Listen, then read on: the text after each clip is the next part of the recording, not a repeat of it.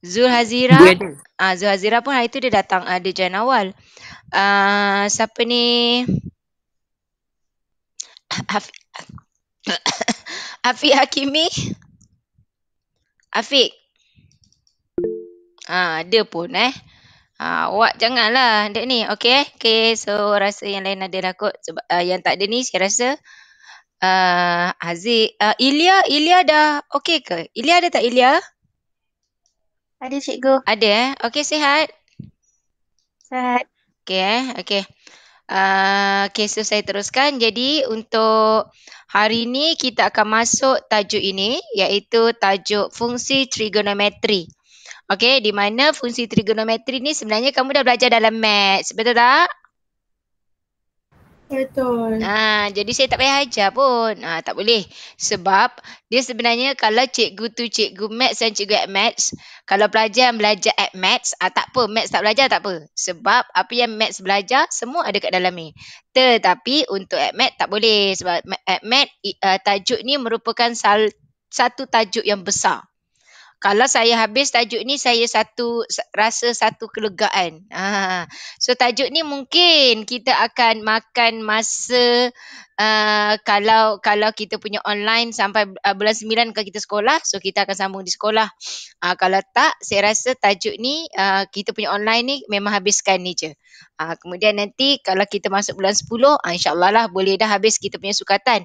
Sebab apa yang dimaklumkan bulan 10 tu akan bermulanya trial. Okay.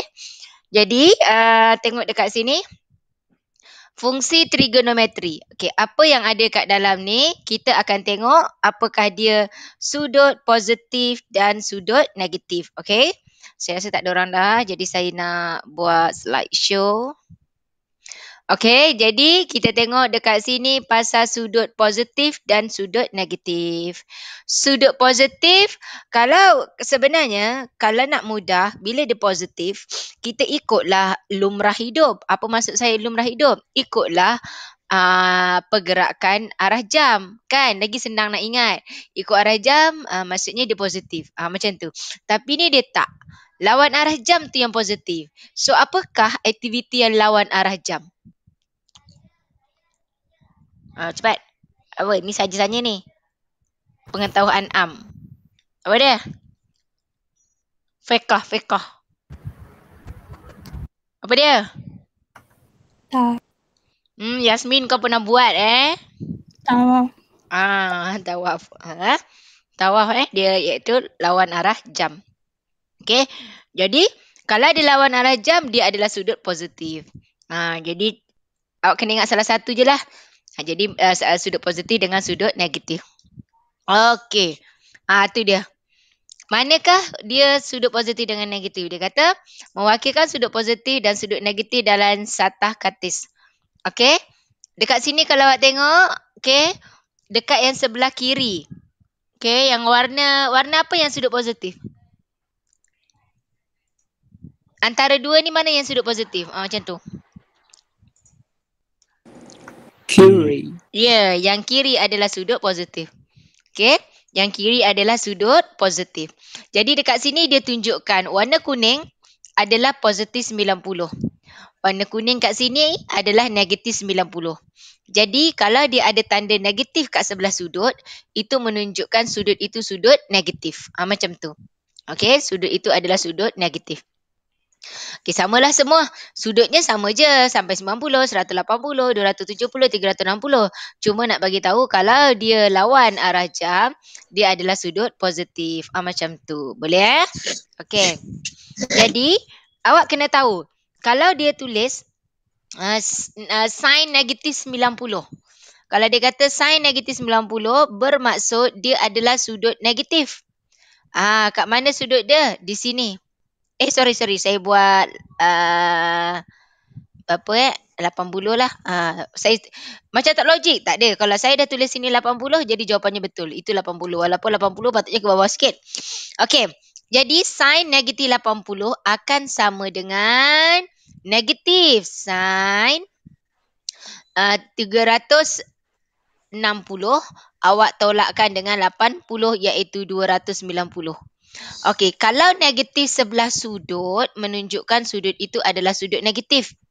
Kalau negatif tu sebelah sin, dia menunjukkan dia adalah sin tapi dia berada di kawasan sin negatif. Sin negatif berada di kuadran yang ke-3 dan yang ke-4. So, tanda negatif di sebelah sudut dengan bersebelahan dengan huruf itu mempunyai maksud yang berbeza. Faham? Okey. Okey. Tu dia. Saya dah teranglah apa dekat situ. Okey. So kita tengok dia kata jika theta ialah sudut, suatu sudut dalam sukuan. Okey, ni pun saya rasa saya boleh laju yang ni sebab kamu dah belajar dalam maths. Betul? Dua-dua kelas dah belajar dah? 5C dah belum? Kotor. Ha? Sudah. Sudah Okey, so laju je lah, tak apa yang ni sebabnya korang dah belajar. Okey. Okey, contoh satu. Tentukan kedudukan. Okey, kedudukan sudut. Kita laju sikit je lah. Okey, sebab dia kata 800. 800, okey, cuma dalam maths tak ada dah sampai banyak kan. 800 maksudnya awak tengok dia akan melibatkan 2 putaran lengkap dan bertambah. Kenapa? Sebab satu putaran lengkap 360. 2 putaran lengkap adalah 720. Kita nak 800 sebab tu dia bergerak lagi naik atas sebanyak 80. Awak nampak? Dia buat 80 pun kat sini. Sepatut 80 atas sikit kan? Tapi tak apa sebab dia dah kata itu 80 maka itulah dia 80 yang berada di sukuan pertama. Faham? Jadi kalau dia tanya di manakah kedudukan 800 darjah, dia berada di sukuan pertama. Kalau dia letak negatif 800, kita akan ikut jam turun ke bawah gerak. Jadi negatif 800 akan berada di sukuan yang keempat. Faham? Yes. Okey, kalau dia bagi dalam pi, you kena convert dululah, tukarkan dia pada darjah, itu lebih mudah. Kita nak nampak kat mana kedudukan sudut. Okey. Dah habis dah latihan. Okey, awak tengok ini bila kalkulator 290 darjah 10 minit. Kalau soalan memang bagi macam ni, tak apa, you ikutlah. Tapi untuk jawapan, saya tak galakkan kamu bagi degree dan minit. Kenapa? Sebab degree dan minit, selepas minit ni dia ada titik perpuluhan. Selepas dekat titik perpuluhan tu, sekiranya nombor dia 30 dan lebih, maka dekat minit dia akan kena tambah 1. Sedangkan kalkulator tak buat pun proses tambah tu. Jadi kamu yang kena tambah sendiri. Jadi sekiranya jawapan dia kat sini 290 darjah 10 minit, dia ada titik, let's say lah kat sini 30 atau 31. Awak tak tulis pun 30 ke 31 tu. Dan awak biarkan dia 10 minit. Salah. Sebab dia kena ubah jadi 11. So sebab tu saya lebih suka kamu tuliskan dia dalam perpuluhan. Faham? Faham. Okey, tukar pada unit radian ni semua tak payahlah sebab ini kamu punya kemahiran semasa kamu belajar tajuk sukatan membulat. Okey, semua ni sama. Then kalau awak tengok sini, dia kata tentukan sukuan. Sukuan maksudnya awak tahu dekat mana. Wakilkan setiap sudut tersebut dalam sata katis secara berasingan. So 75 darjah awak tahu berada di kuadran yang pertama. Okey, negatif 340. Jadi pun kita buat negatif 340. 340 negatif gerak clockwise 340 di situ. Tu dia. Inilah dia negatif 340.5. Jadi kalau dia tanya dia berada di sukuan yang mana? Sukuan yang pertama. Faham? Okey, yang ni saya rasa tak ada masalah kot Okey, siapa yang ada masalah dekat yang ini? Sebab kalau ini awak tak okey, lagi teruk yang nanti. Ada tak? Ada yang tak okey tak dekat bahagian ni? Tak ada Okey, good. Okay, next. Kita tengok seterusnya. Ini dia. Ini latihan formatif iaitu kedudukan sudut. Okey, dia kata tukarkan setiap sudut dalam paksi. Okey, pada sudut pada paksi. Okey, dekat sini theta dia kepada unit radian.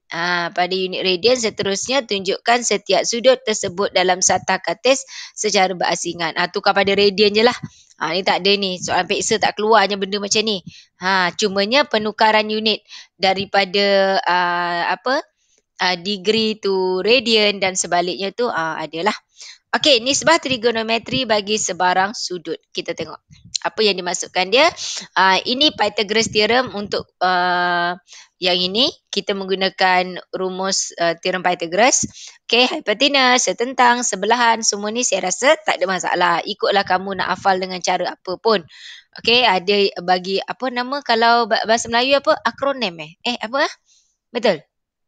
Betul. Hari ni kita selit bahasa Melayu, kita selit agama Islam. Tajuk ni bagus tajuk ni.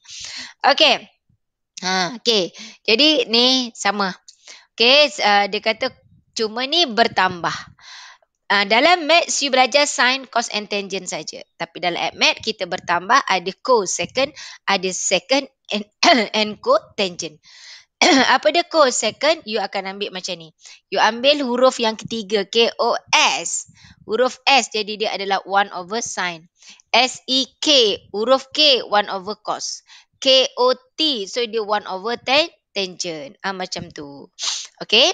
Jadi kalau kita tengok dekat sini, kita boleh susun balik. Dia ni bagilah cosecant. Secant sebenarnya dia sin. Sin is formula sin apa? Soh kan? Soh setentang per hypotenuse. Jadi kalau cosine dia akan jadi hypotenuse per setentang. Terbalik je. Faham tak? Faham tak? Faham.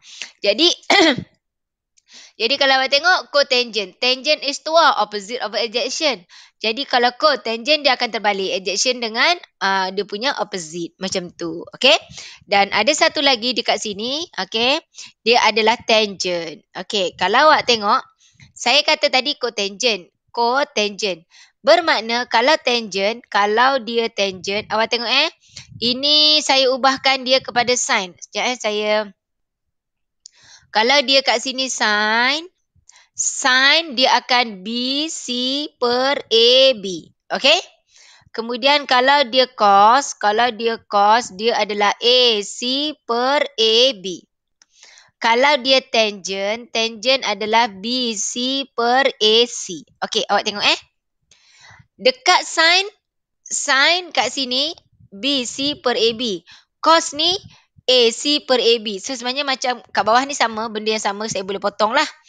Jadi tangent adalah BC per AC. So BC apa? BC adalah sin. Jadi tangent sebenarnya sin per cos. Faham? Sebelum ni kamu belajar tangent is tua, opposite over adjacent. So kita tambah tangent is sin over cos. Okay, next. Ini dia. Jadi dekat sini yang sangat penting, you guna Pythagoras theorem. 8, 6 dekat AC kamu ialah 10. Dah tahu 10, tanyalah apa pun boleh cari. Cosecant. Cosecant is 1 over sin. Sin is so opposite over hypotenuse. So kalau sini 8, 6, sini 10. Jadi dia kata cosecant is 1 over sin. Sin is opposite over hypotenuse. Jadi cosecant adalah hypotenuse per opposite. Jadi 10 per 6. Dapatlah jawapan seperti di situ. Faham Ni senang saja. Saya laju je. Cuma nak bagi syarat je. Saya kena ajarlah benda ni. Okey, tengok.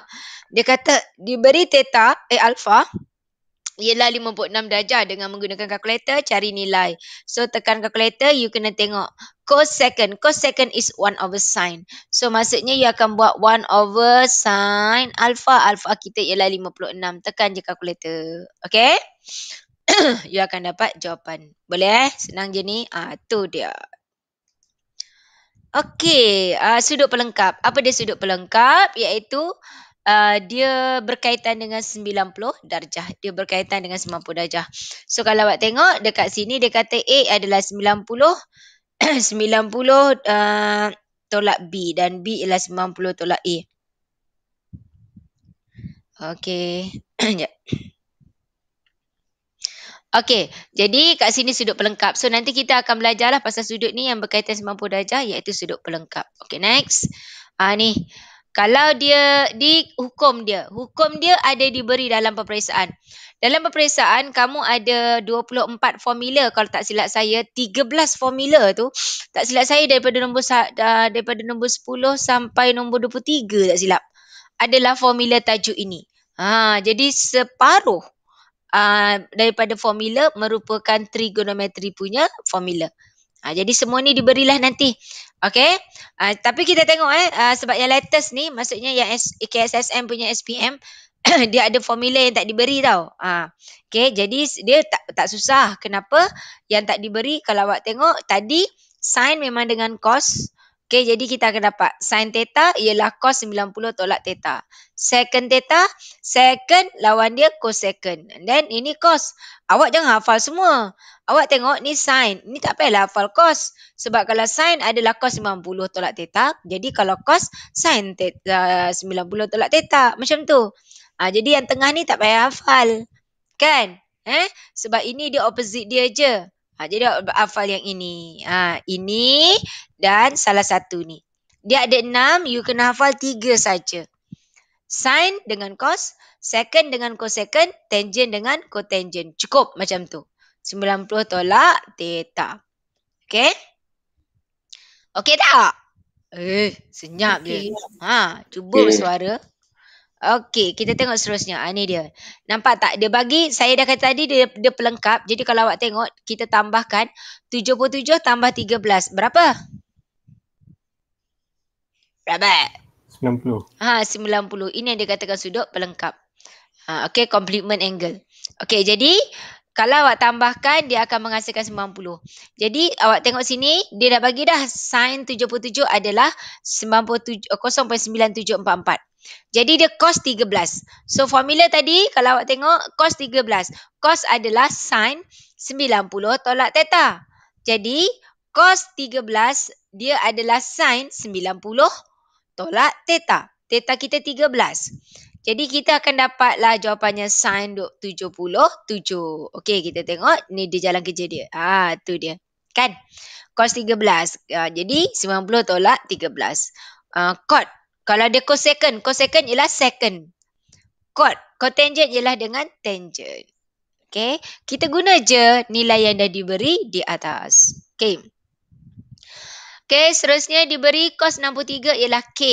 Dia kata dengan keadaan K itu lebih besar dari kosong, cari nilai bagi setiap yang berikut dalam sebutan K.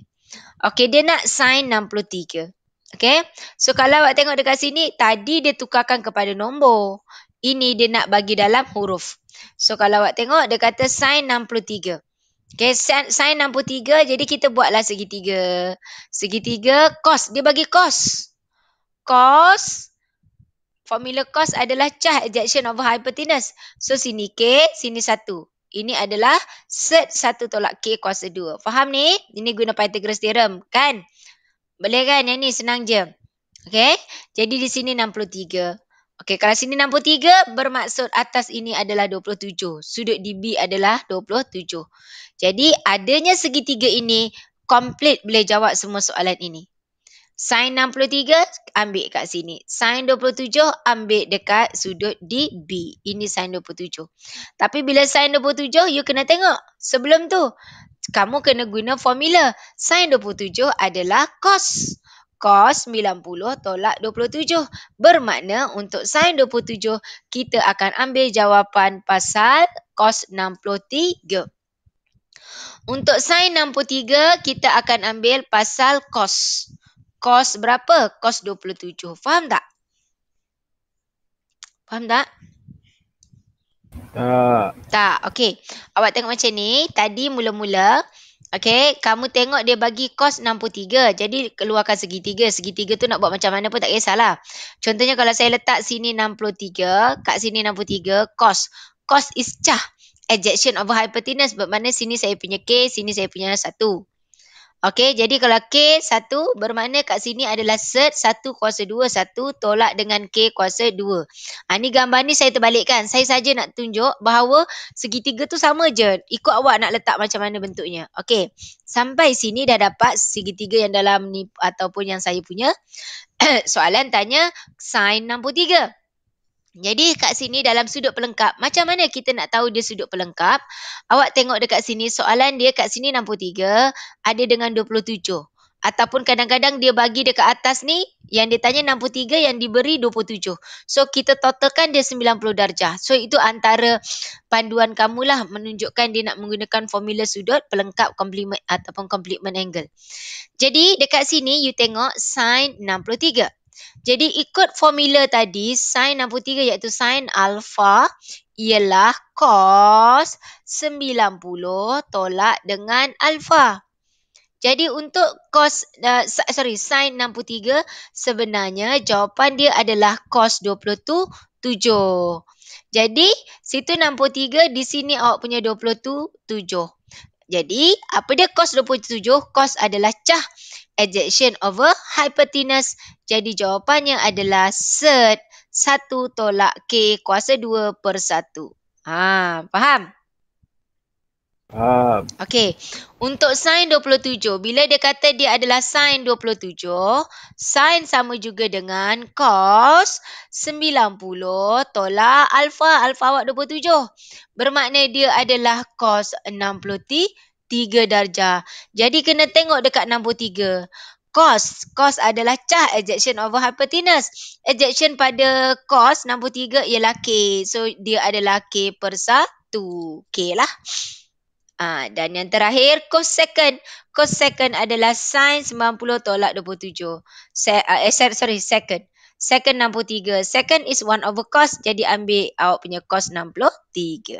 Boleh? Okey, siapa yang tak clear angkat tangan. Okey, good. Alamak. Apa benda tu yang tadi? Cek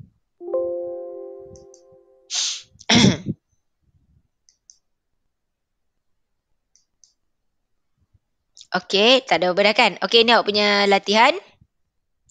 Allahu Akbar.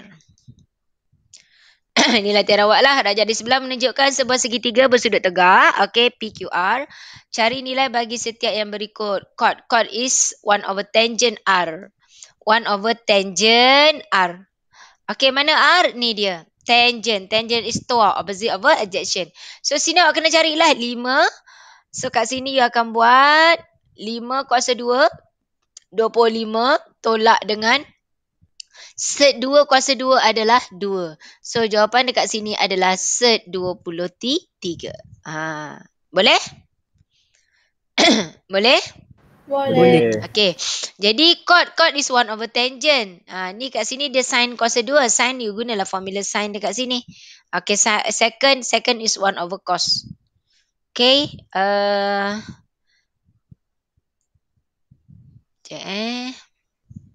Boleh tak ini buat sebagai latihan?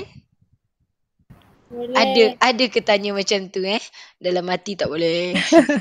Ya, korang mesti terkejut kenapa cikgu baik sangat tanya macam tu. Biasanya buat ni. Macam tu. So sekarang saya pun buat arahan. Buat ini. Okey, buat ini. Okey, buat dalam buku latihan ada lagi ke? Ada. Mesti ada. Taklah, takut kan korang dah buat banyak kan. Kira tajuk dah nak habis. Logiknya buku macam dah nak habis kalau buat latihan lah. Okay, so buat ini dalam buku latihan dan hantar dalam grup. Okay. Tapi, ya. Yeah. Yang soalan 1 tu, dia tak bagi pun nilai sudut. Macam nak buat? Mana? Soalan 1. Ni. Yang, chord R ni. Tapi dia tak bagi pun dia punya nilai R tu sudut. apa? Ni lah sudut R ni. R. Faham tak?